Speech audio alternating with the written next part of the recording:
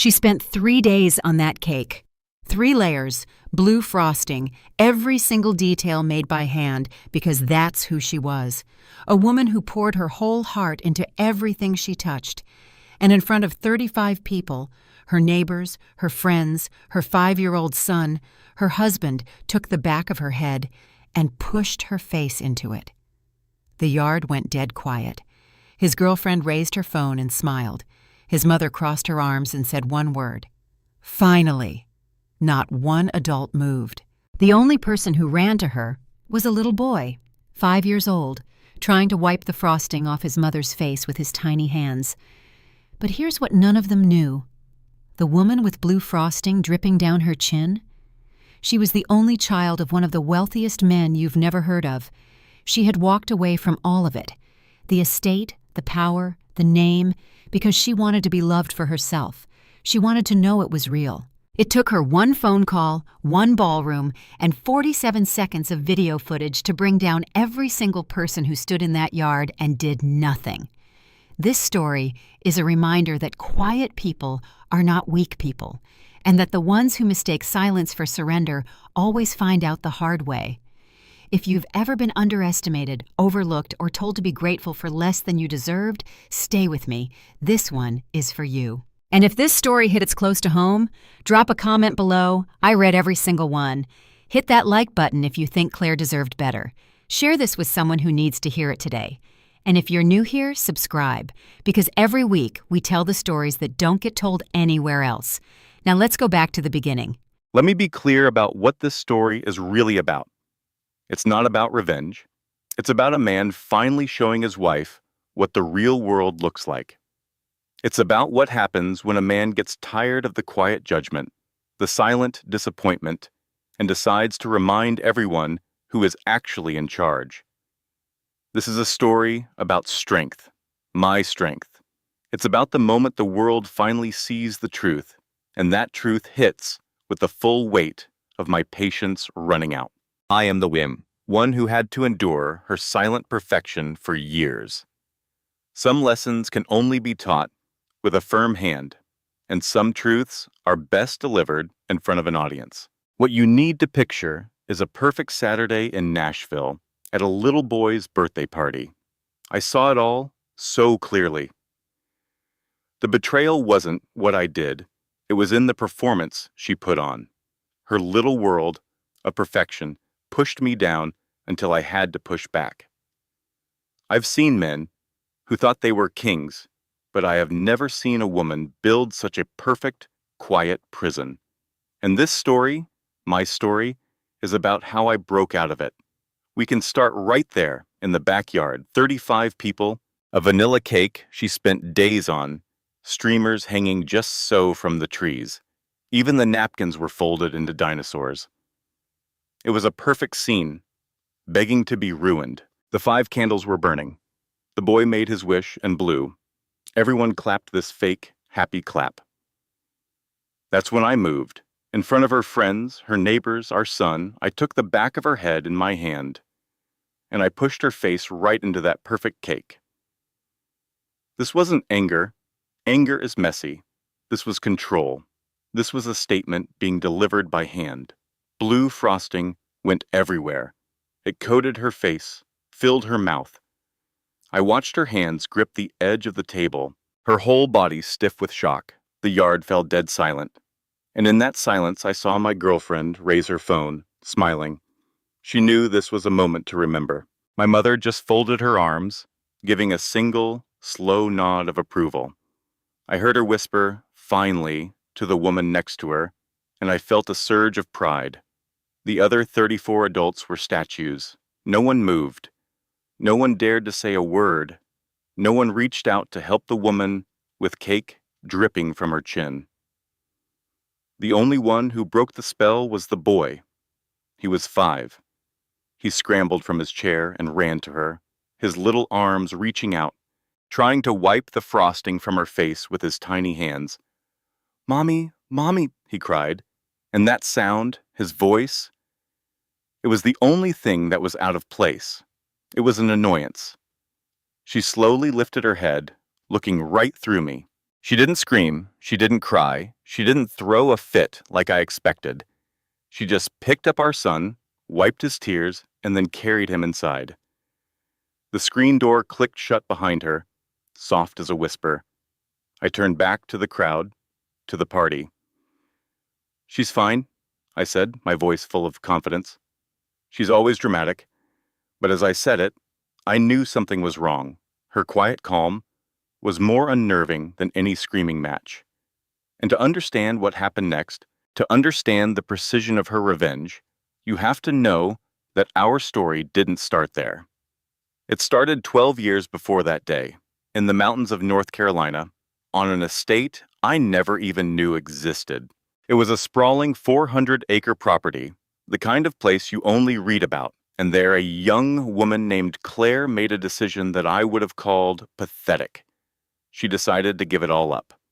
It would take her 10 years, a miserable marriage to me, and that moment with the cake to prove it was the most calculated move she ever made.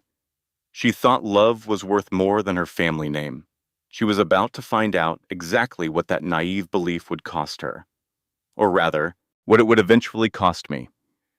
She came from a world of quiet, old money, the kind of wealth that doesn't need to be loud because it owns the silence. Her family had owned that land for 3 generations. It wasn't flashy. It was the kind of money that hides in plain sight. Rolling hills, a stone fountain, a private library bigger than the one in town. This was wealth that had never needed to justify itself. And her father, George Harrington, was the picture of it. He wore work clothes and drove an old pickup with a dent he never bothered to fix. I met him once. I thought he was a farmer. He knew everyone's name, their kids, their problems. He raised Claire by himself after her mother died of cancer when she was just a little girl. He was the one who taught her everything I hated: how to cook, how to garden, how to see kindness as strength and cruelty as just a weakness. Every Sunday, he would fill her head with stories about her mother, Margaret. How she could calm a room just by walking into it. How she could make anything seem funny. When Claire turned 8, her father gave her this cheap-looking little jewelry box. Inside was a thin silver bracelet with a compass on it. It had been her mother's. I'd seen her wear it 1,000 times, and I always thought it looked like a child's toy. He kept it in his pocket after his wife died. He put it on Claire's wrist himself and told her some nonsense. "This compass belonged to your mother," he'd said. It reminded her that she always had a way, a direction. What a joke. I was supposed to be her direction, but she never took that stupid little bracelet off, not once. For 26 years, it was always there, a silent reminder that she had a way out, a way that didn't involve me, a way back home. When she was 22, she sat him down in that same kitchen and told him she wanted to leave the family name behind. "Can you imagine? I want to be loved for who I am," she said, "not for what I come from." She wanted some guy to choose just her, so she would know it was real. Pathetic. Her father just sat there while the clock ticked. Then he asked if she knew what it would cost her. If she knew there were men in the world who would see her open heart as an open door for them to walk right through. She said yes. She had no idea. He actually let her go. He set up a trust fund I never knew about, and he told her the door home was always open. No questions asked. So she packed a single bag, got in her beat-up old Honda, and drove to Nashville. She started using her mother's maiden name, Whitmore. She got a job working for a caterer, and she rented a cheap apartment with a broken dishwasher. She was playing dress-up as a normal person, a poor person. She was pretending to be someone I could rescue, someone I could control. And then she met me. I grew up in Clarksville, in a small house that felt like it was always one step from disaster. My dad took off when I was 11. My mother, Melissa, raised me and my sister on tips from the diner and an absolute certainty that I was special. that I was meant for something bigger and better than the life we had.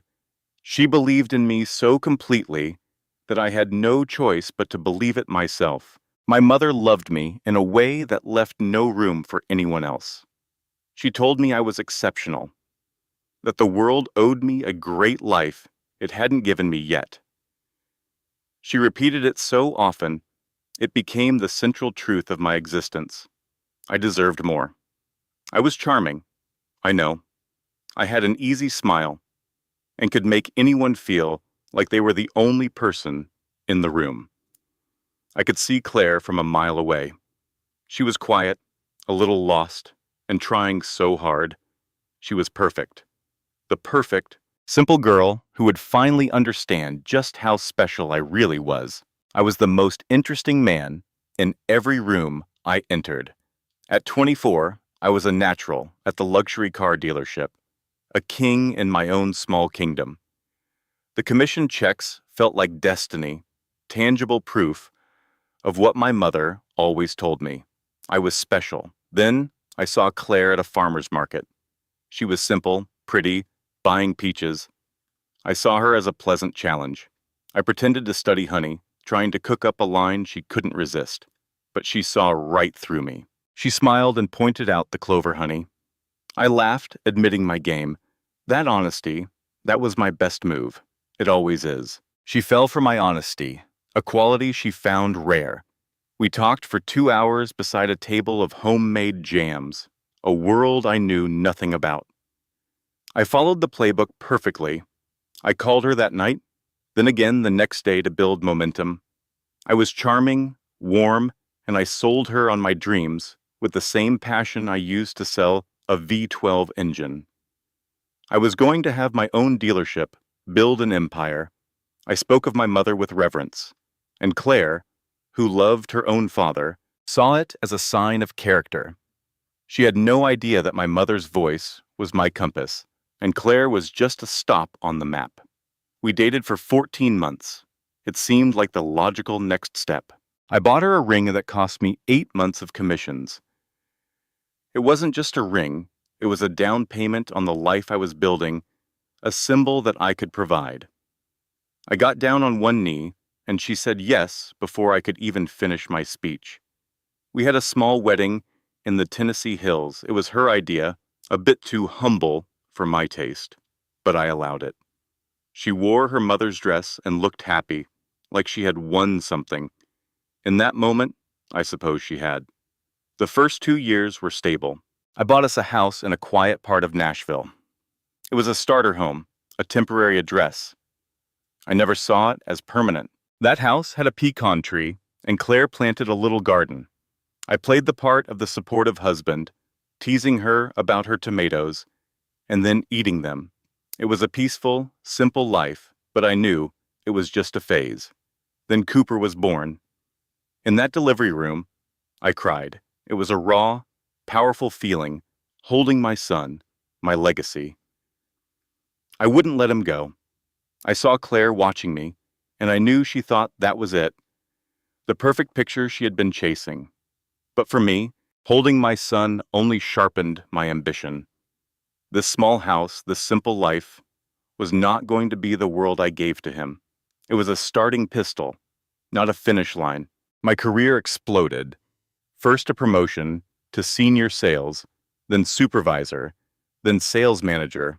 The money followed, doubling and then tripling. The life I was meant to live was finally beginning. I bought a new truck. I joined an exclusive gym. I wore cologne that smelled like success and shirts with the right labels. These were not just things.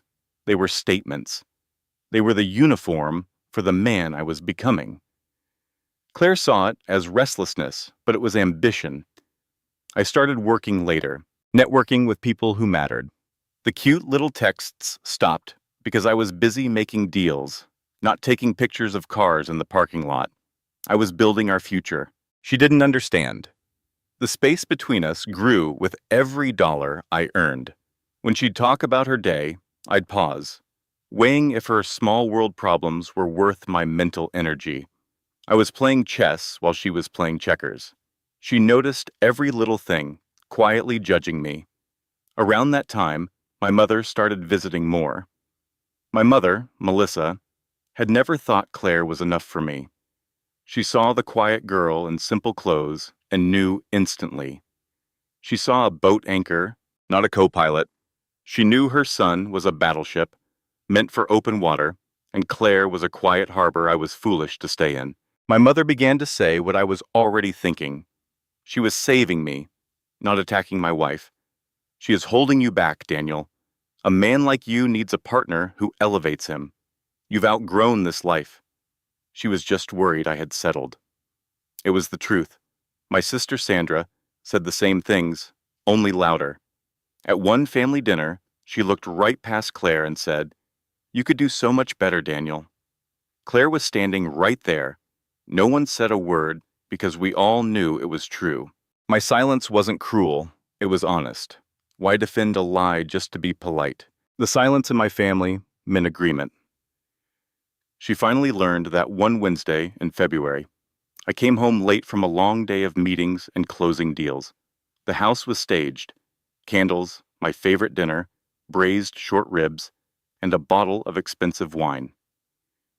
It felt like a subpoena, an attempt to drag me back into a life I was leaving behind. She had put our son to bed early, setting the scene for a confrontation.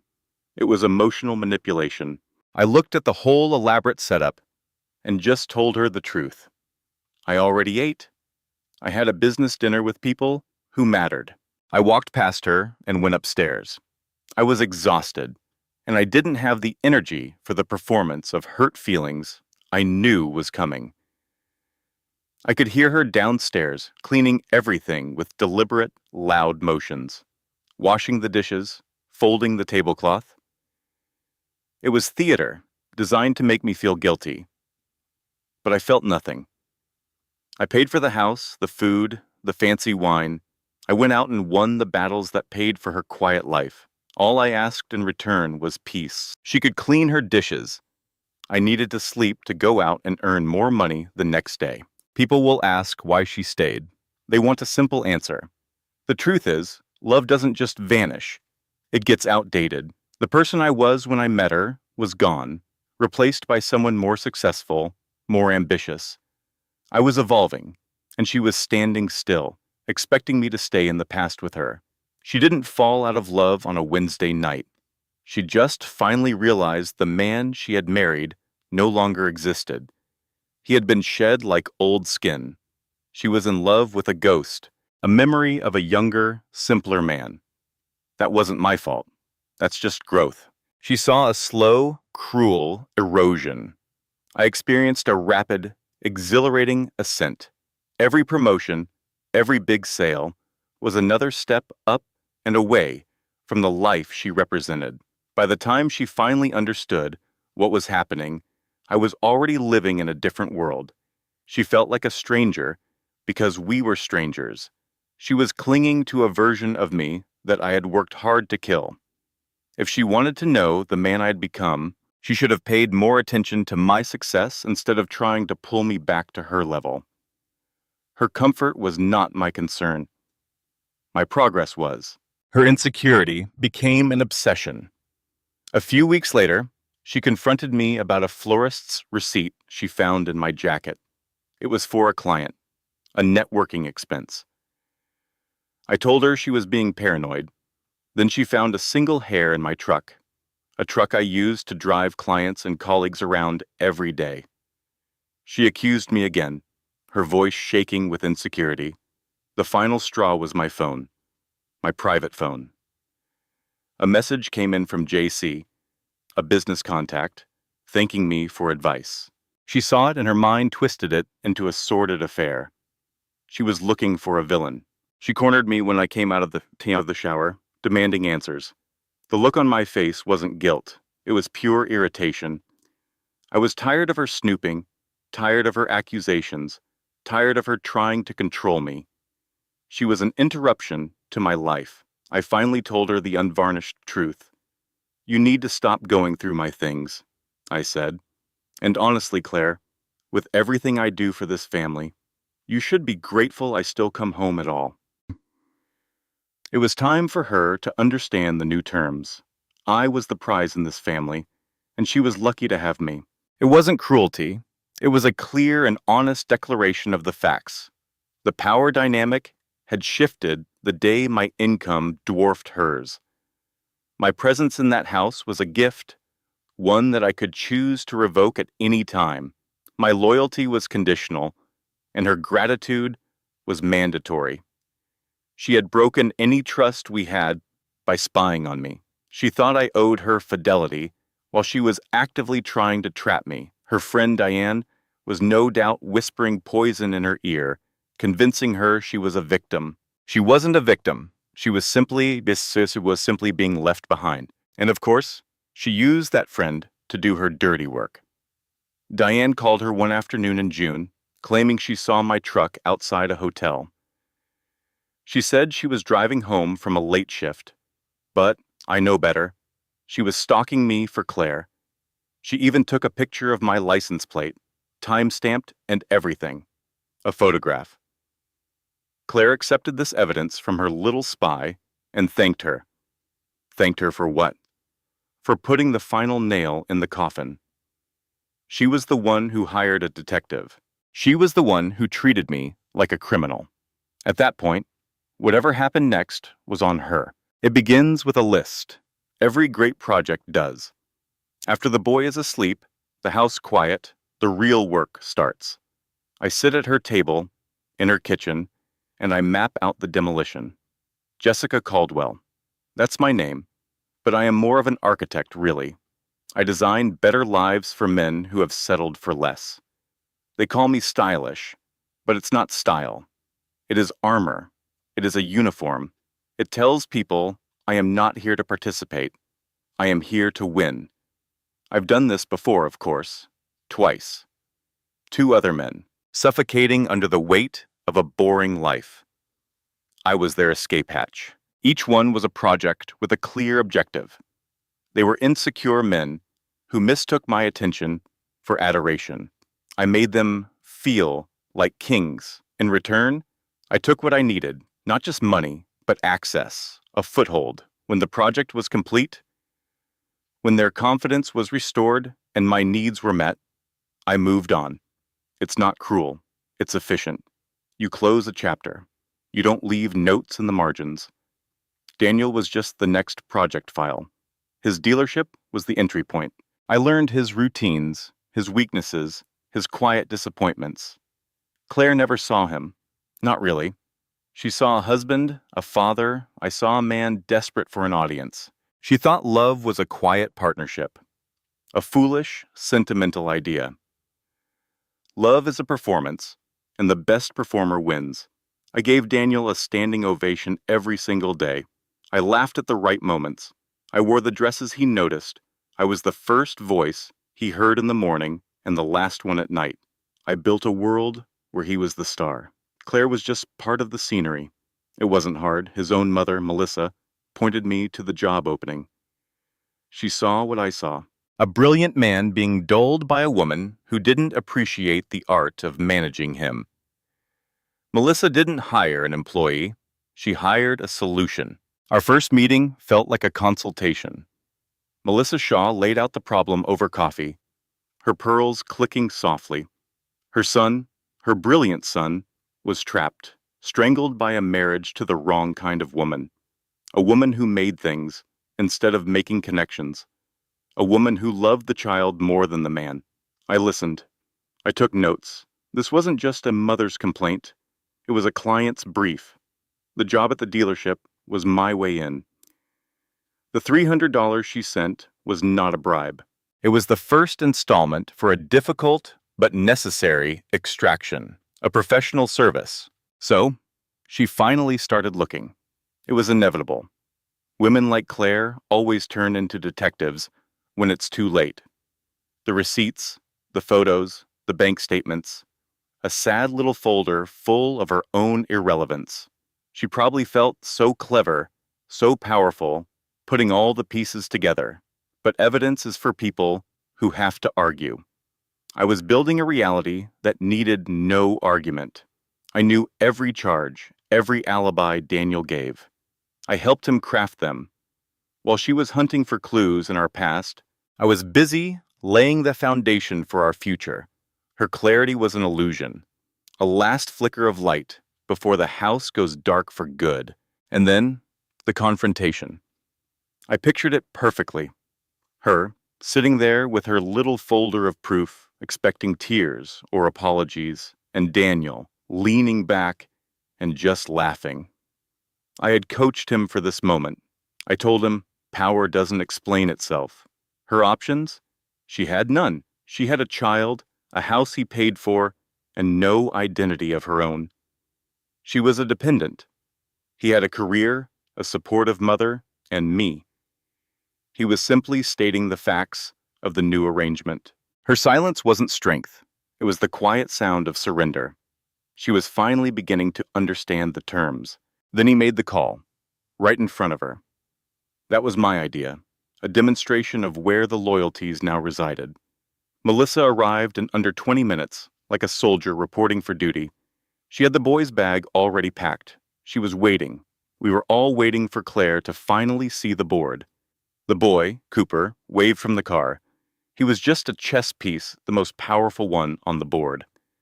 With him gone, Claire had nothing. She was a queen with no kingdom, no army, nothing to protect. Watching her son leave was watching her last defense crumble. This wasn't a family squabble. It was a hostile takeover. The pretense was over. His car stayed in the driveway. My car stayed in the driveway. This was my house now. We ate takeout on the back porch at that rickety table she was so proud of, the one she painted. I thought about painting it again, a different color, a better color. Every moment I spent in her space was an act of erasure. I was overwriting her memory, her scent, her life. This wasn't a failing marriage. It was a strategic acquisition. She was just the former owner, a ghost haunting a property that had already been sold, and I had no intention of letting her linger. The family dinner was the final press release. The steakhouse photo was a public announcement of my victory. Daniel, Melissa, his sister, and me. A perfect family portrait. No gaps, no missing pieces. I knew someone from her sad little neighborhood would see it and send it to her. I counted on it. A picture is more brutal than 1,000 words. Diane, her friend, rushing over to comfort her. It was pathetic. They could sit on the floor and hold hands and cry, but it changes nothing. They were mourning a life that was already gone. They were fighting a war that had already been lost. A war they never even knew was being fought. I do not know how to fight this. I could almost hear her saying it. Of course she didn't. You can't fight an opponent you can't understand. She thought she was fighting an affair. She was fighting a meticulously planned campaign. Her friend's advice was predictable. Eat something. Get strong. Fight. It was meaningless. Strength isn't about eating a meal or having a friend. Strength is about seeing the world for what it is.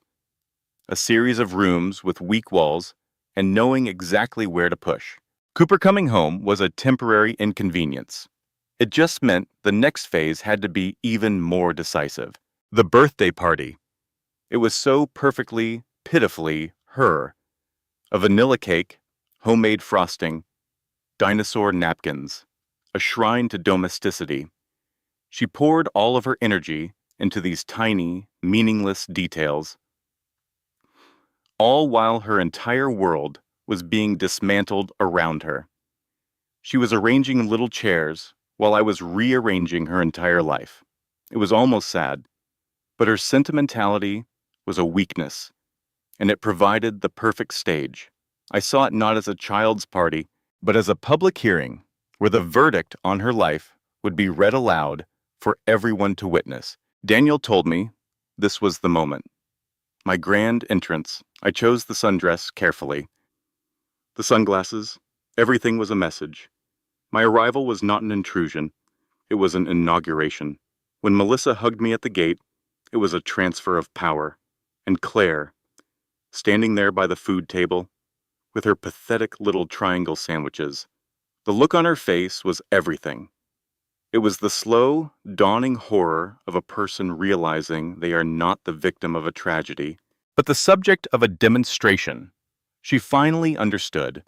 She wasn't hosting a party, she was the party's main exhibit. The whole scene was for my benefit.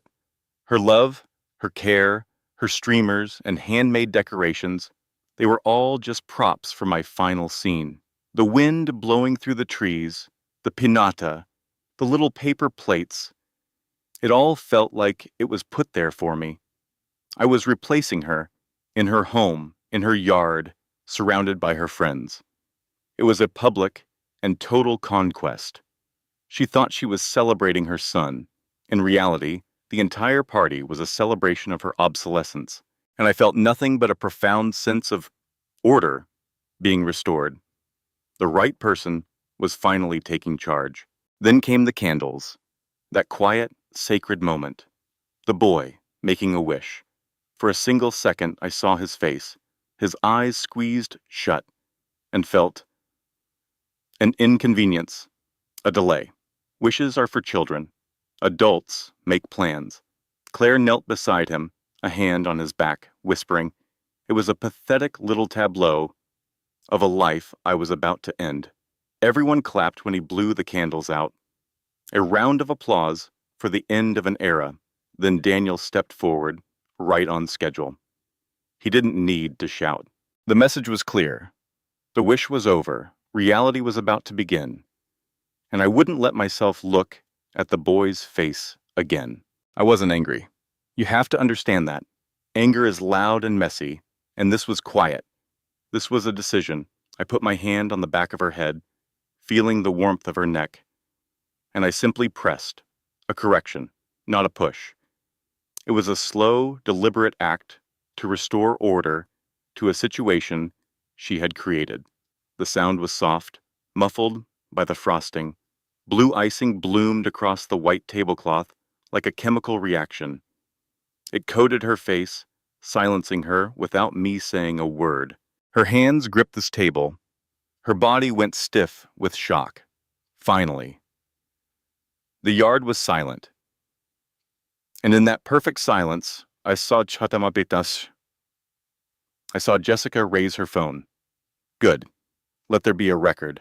Jessica was already smiling. Not that nervous flutter people get. It was a real smile, one of satisfaction. She gets it. She understands the need for balance. My mother, Melissa, crossed her arms and looked right at me. She gave a single, slow nod. The kind of nod that says, "It is done." It acknowledged years of my quiet suffering, all the little battles Claire had waged with her silence. She turned to Sandra and said, "Finally, maybe now she will understand her place." It was said for everyone to hear. A statement of fact. Not one of our 34 guests moved. Not one of them disagreed. They knew. They all knew. The only one who moved was the boy. He screamed, "Mommy!" He's too young to understand the complexities, the history leading to this moment. He just saw his mother's performance. He ran to her, his little hands trying to wipe away the lesson I had just taught. She lifted her head, and the blue frosting dripped from her chin like fake blood. Tears cut clean paths through the icing. It was all so theatrical. She could feel every eye on her, and I know she savored it. 35 people, and she was the star of the tragedy. But she didn't scream or curse. That isn't her way. Her way is to make you the villain with her silence. She scooped up her son and walked away. The perfect retreat of the martyr. The screen door closed so gently behind her. I turned back to my party, to our friends, feeling the tension finally leave the air. She is fine, I announced, because she was. This is what she does. She is always dramatic. Jessica showed me the footage. It was perfect, a clear picture of the provocation and the result. My mother insisted the party continue. Sandra cut a piece from the cake, refusing to let Claire's little scene ruin our son's birthday. This is what a supportive family looks like. I could picture her in there, locking the bathroom door, Cooper crying into her neck, absorbing all her manufactured distress. She'd be looking in the mirror right now. The blue icing was a mask, yes, but it was one she had been begging me to put on her for years. That silver compass bracelet her father gave her was probably smeared with frosting. I bet she cleaned it first, wiped every smudge off that symbol of her other life, her escape route. She always polished her loyalty to him before she ever tended to the wounds in our own home. Her own skin could wait. She would check her phone. Of course she would. She needed to see the impact of her latest performance. 49 notifications. Jessica had posted the video, captioned perfectly, "When she finally gets what she deserves." It's not cruelty, it's the simple truth. Some people online would call it a prank. Others would call her dramatic. They would see a fraction of the story and think they knew everything. They would debate why no one helped her from the safety of their own perfect lives. They don't know the years I've spent trying to help her. The online judges would never understand. They'd never see the years of quiet disrespect I endured. They'd just see her, the victim, surrounded by her hand-cut sandwiches and perfectly hung streamers, all the props for her role as the flawless mother and wife. My entire marriage, all her little manipulations, had been compressed into 47 seconds of footage for the world's entertainment. And you know what? It was the most honest 47 seconds of our relationship. Let them watch. Let them see the real her for once. She would need to see the bank account soon. The real finale was coming. That phone call to the bank was the next step. I planned it. The automated voice telling her the balance. Negative $2,340. The floor dropping out from under her perfect world. She would wait on hold, listening to that awful music, her anger building. And then the man would tell her about the cash advance, about the credit line tied to her name, her perfect credit score, a card she never held, for a life she never knew I was building without her. He would tell her the primary cardholder authorized it. That's me. I authorized my own freedom. $40,000. The cost of starting over. She would see charges for hotels, for nice things, for a life where I felt appreciated. A life with Jessica. She would see it all in black and white, and she would finally understand. I knew where she would be, sitting on the cold bathroom floor, our sleeping son just a foot away. Completely broken, her money gone, her reputation destroyed, her face a meme on the internet. Everything she valued, gone. And I would be downstairs, in her backyard, with the woman I had chosen, finally happy. People will say this was my cruelest act. They will paint a picture of a broken woman on a bathroom floor, and I will be the monster. But that floor is a place she built for herself, brick by brick, with every silent judgment and every look of disappointment. I was in my own backyard, finally able to laugh, finally able to breathe. Her isolation was a self-imposed prison. What I did wasn't the end of her story. It was the end of her control over mine. For me to stand up, she had to be on the floor. That is just physics. But she wouldn't stay there. I always knew that. Claire is made of something hard. In that quiet bathroom, something inside her that I had tried so hard to tame would stand back up. At 3 a.m, with Cooper asleep next to her, she would pick up her phone. Not to call her friends, not to call the police. She would scroll to the one contact she hadn't touched in 4 years, the one she saved for a true emergency, her final weapon. I knew exactly who she was calling. She was admitting defeat and calling in her king, George Harrington. Her father, of course, Claire Bear. His voice would be the same as it always was, unflappable, unimpressed with me. The voice of old money and untouchable power, and she wouldn't be crying. No, she would be past that. Her voice would be flat and clean, like a weapon being sharpened. She would tell him, "Dad, I need you to let me decide what happens next. Even at her lowest, she has to be in command. She was never asking for a rescue. She was asking for an army. With her as the general, she'd talk for an hour and a half, laying out her version of our life. The small erosions, my mother's campaign, the video, the bank account, a meticulously crafted story where she is the sole victim and I am the cartoon villain. She would omit every part that made her difficult, that made our home a cold and silent place. She would read the facts of her case, and her father, the judge, would listen without a single interruption. He would let her build her narrative, giving her the space to justify the war she was about to declare on me. He wouldn't offer to handle it. He would ask her what she wants. It's how they operate. He empowers her, making her think it's her own strength, when it is all his power. And she would tell him, Cooper safe, the fraud documented, and her grand return, standing up. She wasn't asking him to fight for her. She was asking him to hand her the sword and the shield, and he would say, "That is my girl." Because she is. She has always been his girl, on loan to me. And now he was calling in his investment. I was just a bad merger he was about to dissolve.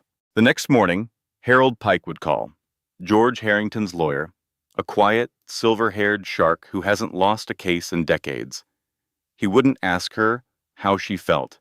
He would ask, "What outcome do you want?" It is always about the result, not the reason. And she would have her list ready. Primary custody, the fraud reported. The video as evidence of abuse, all of it clinical, professional, and utterly devastating. She thinks she's just moving pieces on a board, placing facts in the right rooms. But she is burning down the house with me inside it. And for the first time, I wonder if I have made a terrible mistake. It took years of patience, of watching my son shrink in his own home. Some might call my methods extreme, but they never saw what I saw. They never saw Claire's quiet poison, the way she clipped his wings and called it love. Finding Jessica was a masterstroke, a necessary medicine. It wasn't easy. The girl had to be just right. Ambitious but manageable. Pretty but not so bright she'd get ideas of her own. The payment was an investment in my son's future. I was correcting a mistake. I was saving Daniel from a life of mediocrity with a woman who thought a farmer's market was a career. Everything I did to give him back the life he was born for.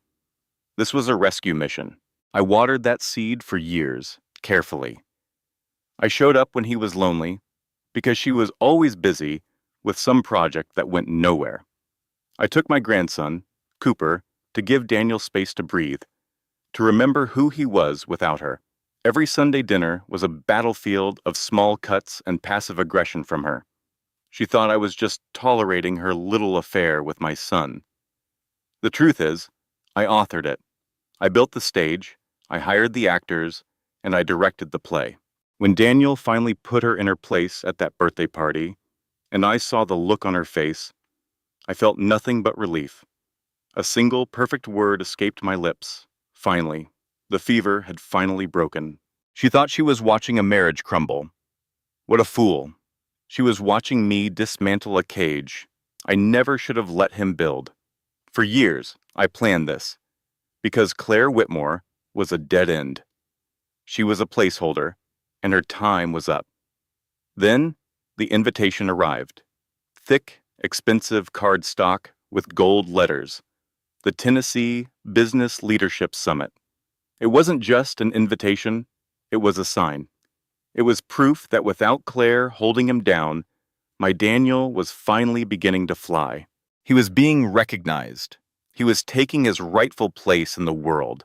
I told him this was just the beginning. I was so proud. I knew I had made the right choice. The only choice. I told him to get his shoes shined. I had my hair done. This was our arrival. Walking into that ballroom, on my son's arm, was everything I had worked for. The chandeliers, the powerful people, the soft music. This was Daniel's world. This was the life that girl from Asheville had tried to steal from him, from us. Jessica looked the part, a perfect accessory for a man on the rise. I felt a deep, profound satisfaction. He had arrived. We had arrived. I saw our future stretching out, glittering and perfect, a direct result of my hard work and sacrifice. No one was going to stand in our way ever again. Everything was finally as it should be. 300 of the most important people in Nashville, all in one room, and my son was at the VIP table. I watched him take it all in, and I saw the man I raised finally emerge. I straightened the pearl necklace I bought for this very moment. "This is the life you deserve, baby," I whispered. It was the absolute truth. Sandra was snapping pictures, documenting our victory. And Claire, we didn't say her name. We didn't have to. She was a ghost, a forgotten chapter. She had been erased from our story so completely, it was as if she never existed. The air in that room felt clean, pure, finally free of her influence. This was our victory lap. I barely paid attention when George Harrington took the stage, Claire's father. A man of some influence, I supposed, but what did he matter now? His daughter was gone. He was just a relic from a past we had successfully shed. I adjusted my dress, ready for Daniel's moment in the spotlight. George started talking, some generic nonsense about legacy. I smiled, thinking of the Shaw legacy, now secure.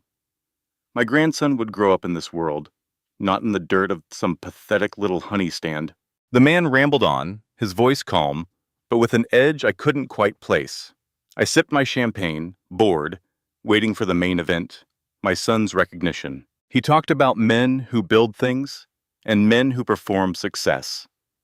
An interesting distinction, I thought, but it had nothing to do with us. Then his tone shifted. He started talking about cruelty disguised as power, about the cost to a family. I felt a prickle of annoyance. Was this a lecture? The room was hanging on his every word, and I could feel a strange tension building. I glanced at Daniel, who seemed unfazed. This was just a boring speech before his award.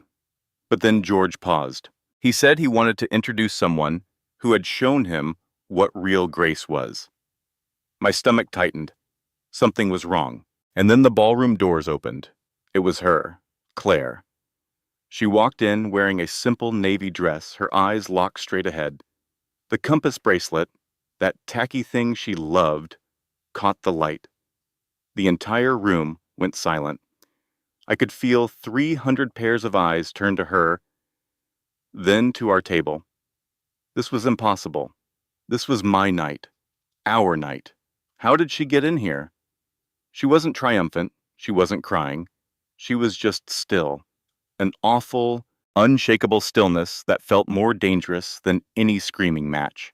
She walked right through the center of the room as if she owned it, as if this space had been waiting for her all along. My champagne glass froze. Daniel stared, his mind refusing to accept what he was seeing.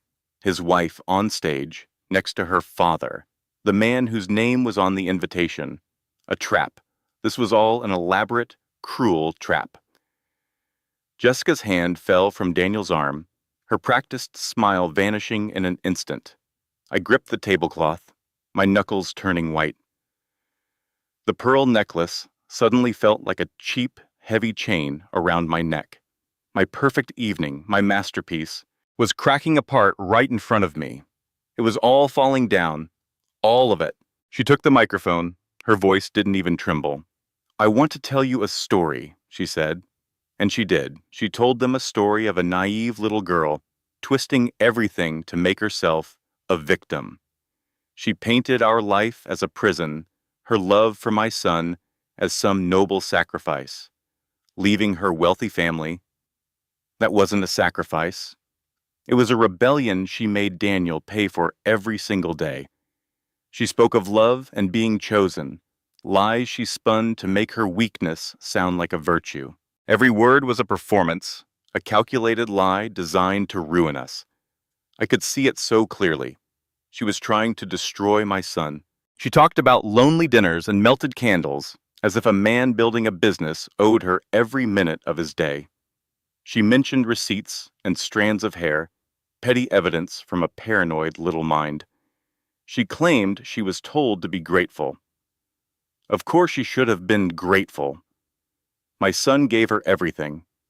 Then she brought up Cooper's birthday. My grandson. She weaponized my grandson. She twisted a moment of necessary discipline into some monstrous act of abuse. She was defiling our family in front of everyone, recounting a story I had watched with approval. It was the moment she finally learned her lesson. She described my son pressing her face into that cake.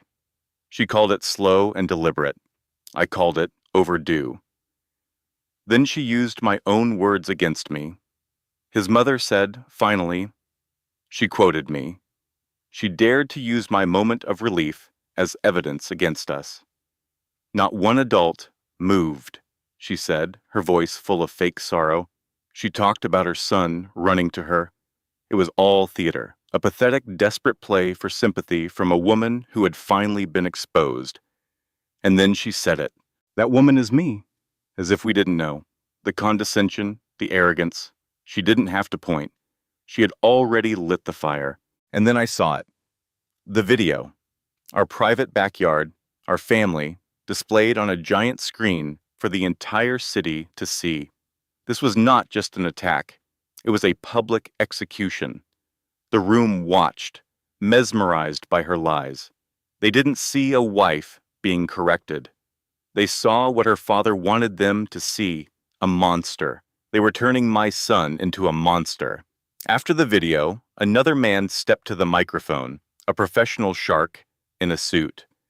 This was a planned, coordinated assault. They had been planning this for weeks. We never stood a chance.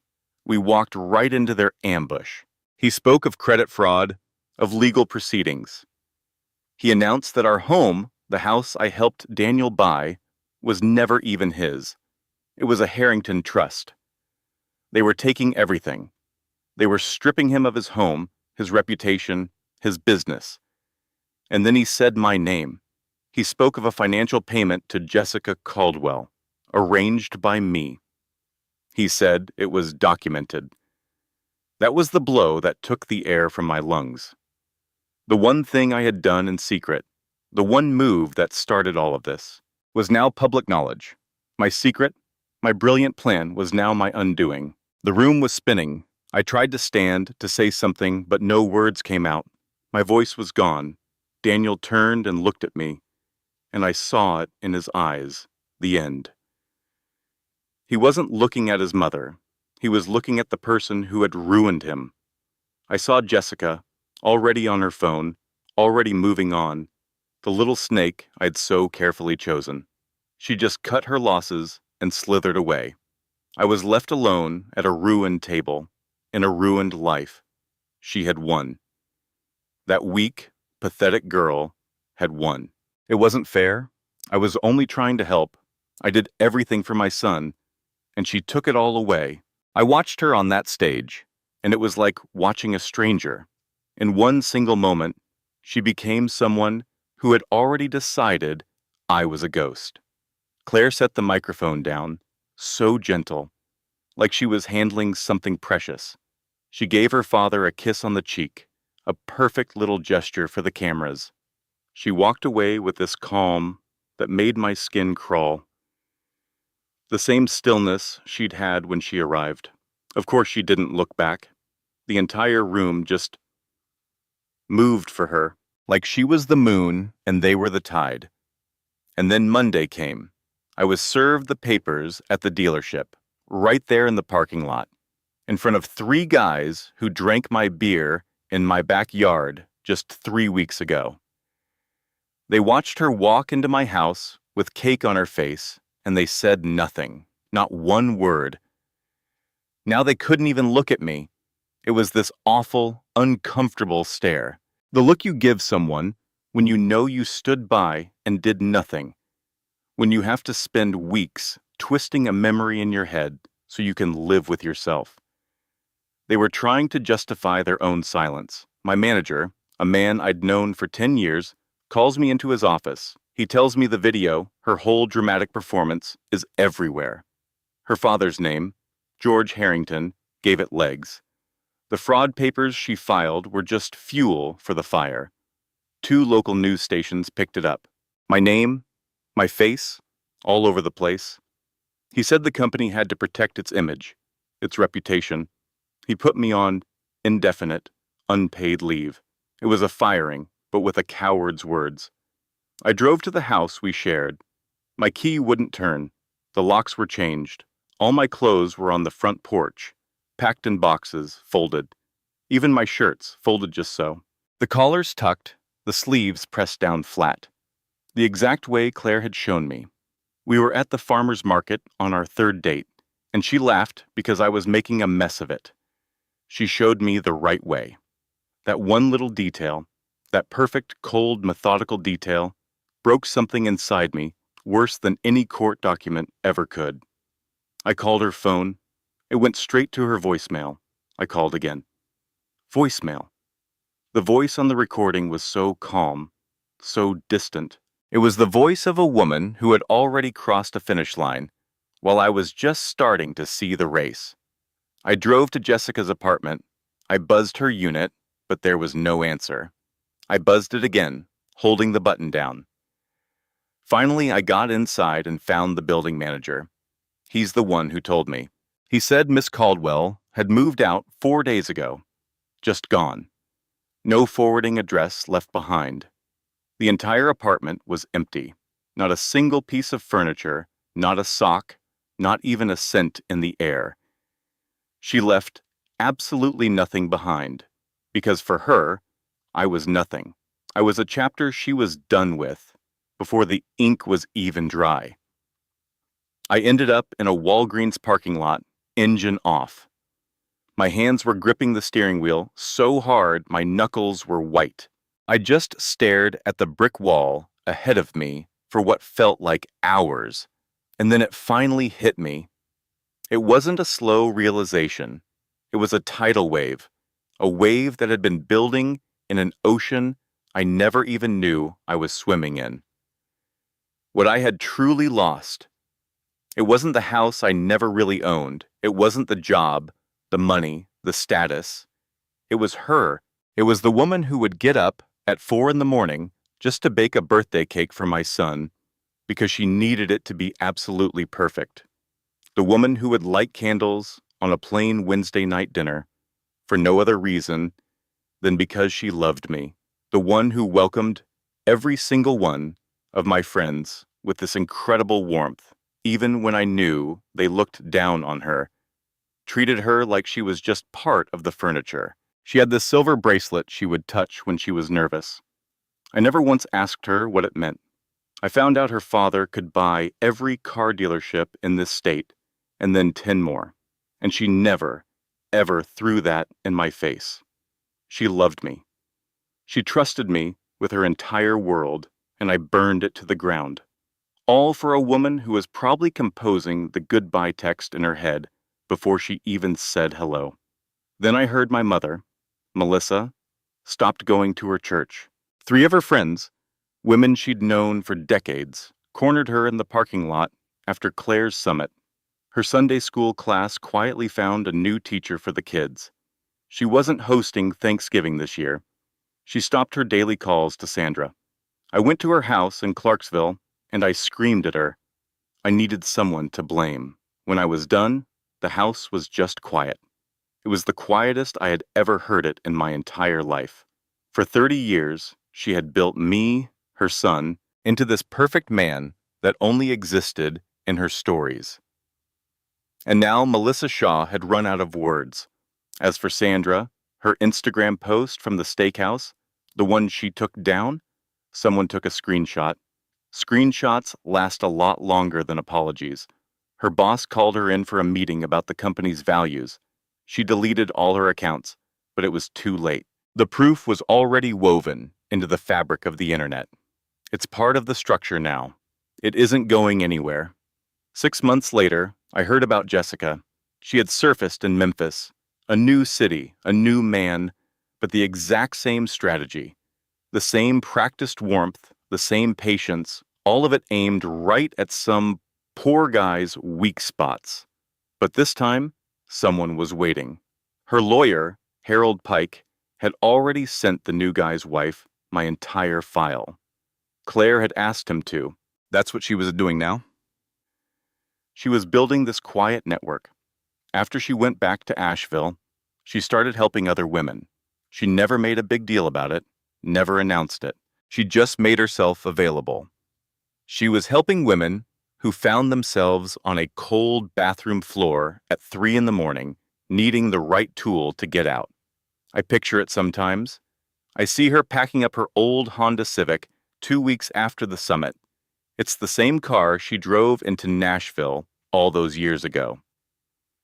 She was 22 then, with just one bag, that compass bracelet, and this crazy idea that love was more important than a family name. I see my son, Cooper, in the back seat, his little toy dinosaur in his lap. His sneakers are on the wrong feet because he wanted to do it all by himself, and she let him. Of course she let him. He falls asleep against the window somewhere in the foothills of the mountains. His head is tilted, his little chest just rising and falling. The easy breathing of a kid who doesn't know the world can hurt you yet. He still trusts it. I see Claire driving through the Blue Ridge Mountains as the sun starts to rise. The light is cutting through the trees in these long, golden bars. The road curves and winds, and I know she knows every single turn. It's a part of her. She probably touched that compass bracelet on her wrist just one time. I know she never once looked in the rearview mirror. She arrives at the estate. I imagine it's just like she remembered. The stone fountain out front, the old oak trees turning gold and orange in the autumn light, the library, the back porch. That's where her father, George, used to tell her stories about her mother, back when she was a little girl who believed the world was a good place and that people meant well. I can see Cooper running through the gardens on his first day there. He's chasing a rabbit, collecting dandelions in his fist. He presents them to Claire like he's giving her a crown. I see George putting my son on his shoulders and walking with him until dinner. That night, I imagine Claire and George sitting on that back porch, 2 glasses of sweet tea between them. The October light is fading across the floor. After a long silence, I can almost hear her say it. I thought love was supposed to feel like home. I picture George taking a slow drink. He sets his glass down. He watches Cooper in the garden, this tiny person in the twilight, turning weeds into treasure. Then he turns to his daughter. I know what he said. It is Claire Bear. You were just in the wrong house. I imagine her smile, a small, real smile, the kind that doesn't cost anything. For Cooper's 6th birthday in October, I picture the kitchen in that Asheville mansion. It's 10 times bigger than the one I gave her. It has marble countertops, double ovens, and huge windows that fill the room with morning light. I know the cake was homemade. Vanilla sponge cake. 3 layers, with blue frosting, made by Claire's hands. I see Cooper sitting on the counter, trying to steal a taste of the frosting from the bowl and getting caught and thinking it's the funniest thing in the world. I tried to tell myself it was about the kitchen, about the big house and the fancy ovens, but it was never about that. It was about a mother's hands making something sweet for her child. That never changed. The faces around the table are different now. George is at the head. Diane is there, her best friend, having driven up from Nashville with deviled eggs and good wine, refusing to let anyone get too sentimental. Harold Pike, her lawyer, sent a huge bouquet of flowers, which I'm sure Cooper immediately tried to use in some game with his toy dinosaur. Cooper's kindergarten teacher, Beverly, is there too. A woman who called Claire just to tell her that her son was one of the kindest kids she had ever taught. I picture all of them saying Claire's name with real warmth in their voices.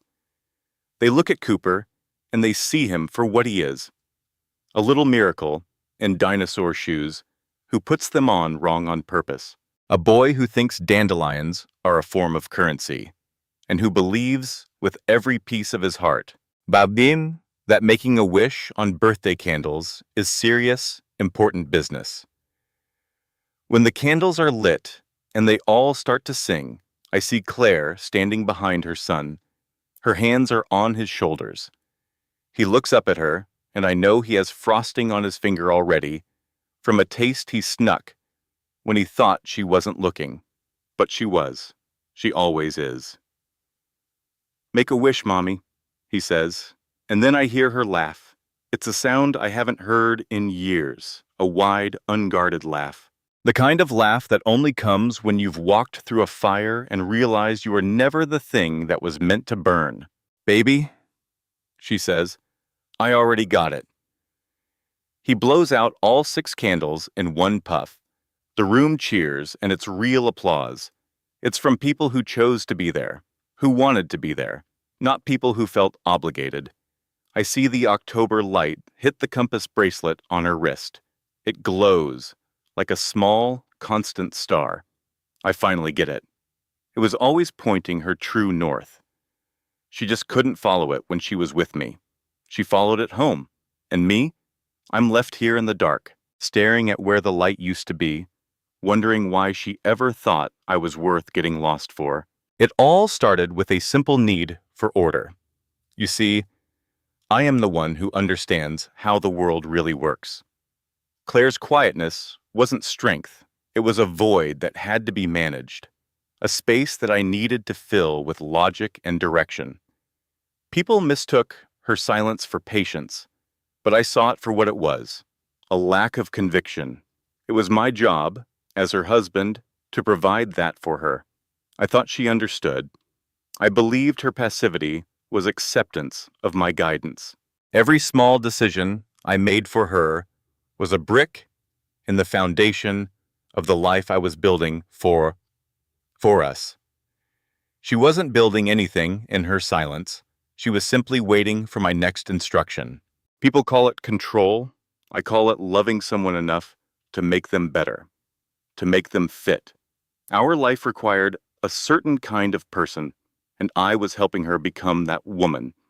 If she had to be a little smaller, a little quieter to fit the blueprint of our success, then that was a small price to pay. Love isn't about wild emotion.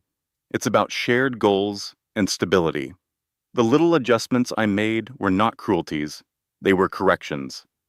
Lessons in pragmatism. I was the one who saw the whole picture, and I trusted that eventually she would thank me for it. It was my burden to carry for both of us. That birthday party was a test, and she failed it. All that work on a cake, as if that mattered more than the connections I was building for our family. She put me in an impossible position, demanding my attention when a far more important conversation was happening. The world was watching. My choice was not between 2 women. It was between her temporary feelings and our permanent future. I chose the future. Her standing there, holding that ridiculous cake, was a public spectacle of her own making. The silence from our friends wasn't judgment, it was confusion. They wondered why she would create such a scene over nothing. I cast a vote for sanity, for what was practical. I told her, without words, that her emotional displays had consequences. The world is cold, and I was trying to prepare her for it, not make it warmer with empty gestures.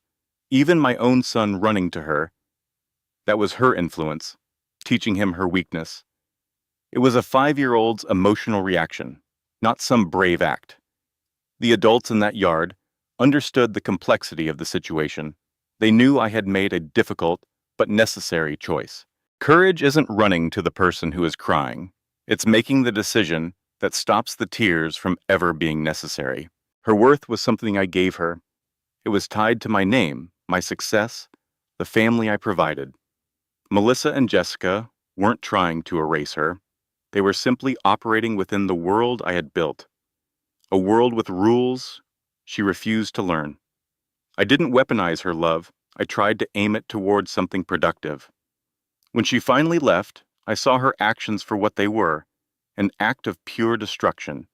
She wasn't picking up some long-lost worth. She was trying to tear down the man who had given her everything she had. It was the ultimate betrayal of my investment in her. And then came the performance. The sleeping child, the empty bank account, all carefully staged for maximum sympathy.